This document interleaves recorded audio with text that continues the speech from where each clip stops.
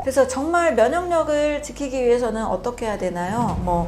어떤 특정한 어떤 한두 가지 음식이 면역력을 확 올려준다. 저는 이제 이것보다는 항상 이제 근본적인 생각을 하다 보니까 몸에서 염증이 일어나는 원인은 무엇인가요? 염증 자체는 어떤 외부 물질이 들어와서 생기는 증상이라고 이해하시면 되는데, 이것이 생기는 전반적인 우리 몸의 생체 시스템의 용어로 표현하면 그것이 바로 면역입니다. 면역의 뜻은 면할면 역병역을 써서 큰 어떤 전염병을 면한다라는 뜻이지만, 전염병의 원인이 되는 세균 바이러스 외에도 우리 몸으로 들어오는 외부 물질 또는 내부에서 생겨난 이물질들을 제거하는 하나의 큰 시스템 과정을 면역이라고 하죠.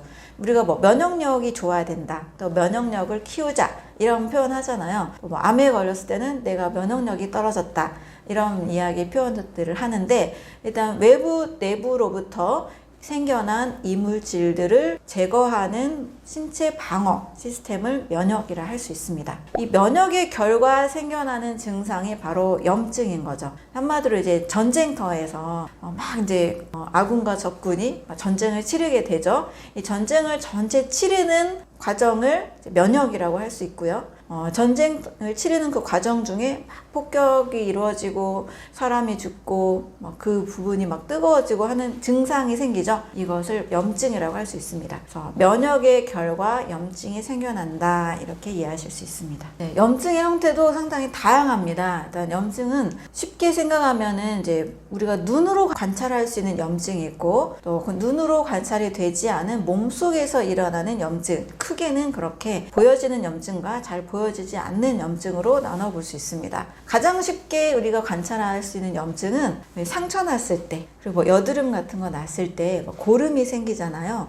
바로 이 고름이 호중구들이 많이 쌓여서 세포 체액과 함께 만들어지는 이제 염증, 농이라고 볼 수 있습니다. 그래서 고름성 염증이 이제 피부 바깥에서 또는 이제 몸속에서, 크론병 같은 경우에는 몸속 점막에서도 고름이 생기죠. 이렇게 관찰이 될 수 있는 염증, 고름성 염증이 있습니다. 또 장액성 염증도 있습니다. 비염이 생기면 콧물이 줄줄 흐르잖아요. 그런 경우, 또 복막염으로 인해 복수가 차오르는 것도 장액성 염증이라고 볼 수 있습니다.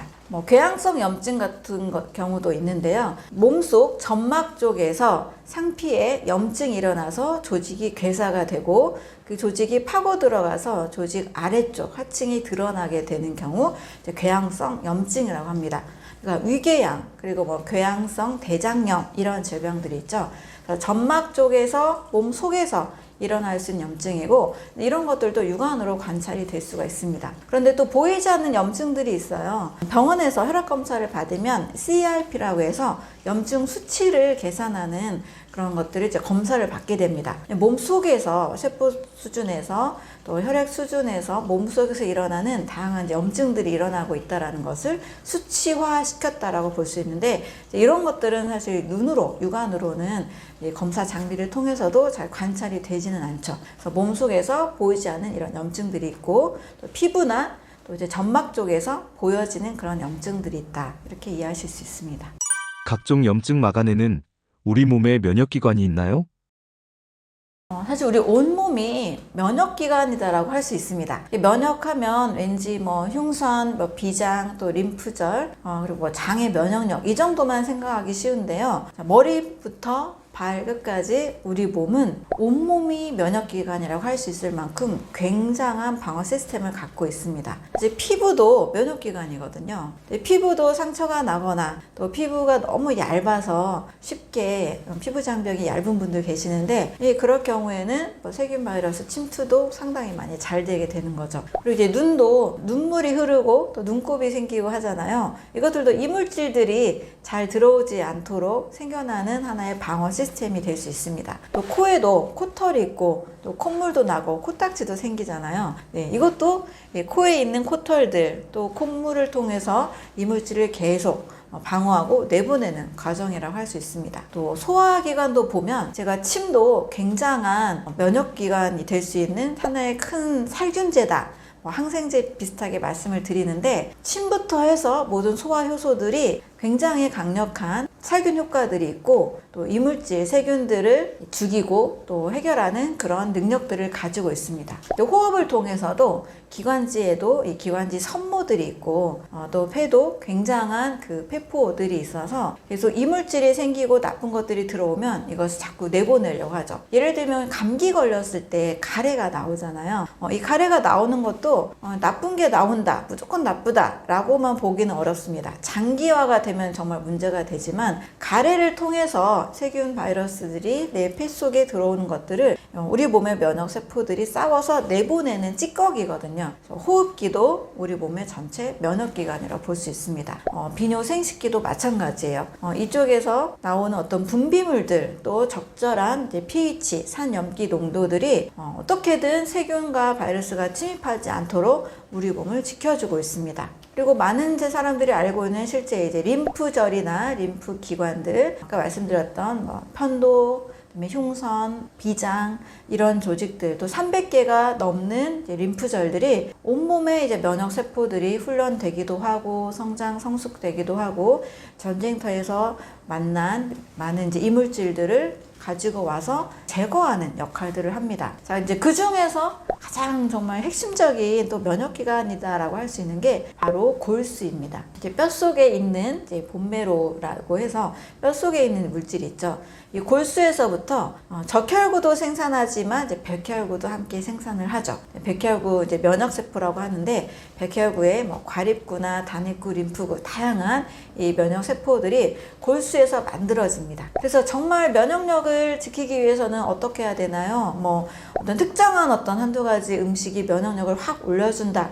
저는 이제 이것보다는 가장 항상 이제 근본적인 생각을 하다 보니까 골수가 튼튼해야 돼요. 이제 이런 말씀들을 많이 드립니다. 네, 골수를 어떻게 튼튼하게 하나요? 그러면 또 오장육부, 신진대사, 소화, 흡수, 뭐 배설, 해독 이런 모든 것들을 이제 같이 병행해야 되겠는데요. 아무튼 골수에서 피를 생산하는 그 능력이 근본적으로 정상적으로 잘 돌아가고 튼튼해질 때 건강한 면역세포가 잘 생산이 되고 또 잘 성숙해질 수가 있습니다. 골수를 튼튼하게 하십시오. 가장 좀 근본적인 면역력이 올라가는 방법이라 할 수 있습니다. 골수를 튼튼하게 하려면 어떻게 해야 할까요? 골수를 튼튼하게 만드는 방법, 이런 이제 강의나 이런 질문을 사실 별로 하지 않는 것 같습니다. 근데 저는 우리 몸의 가장 핵심 장기로서 아주 중요한 장기가 있는데 바로 간입니다. 간이 많은 일을 하고 있다는 것은 대부분 알고 계세요.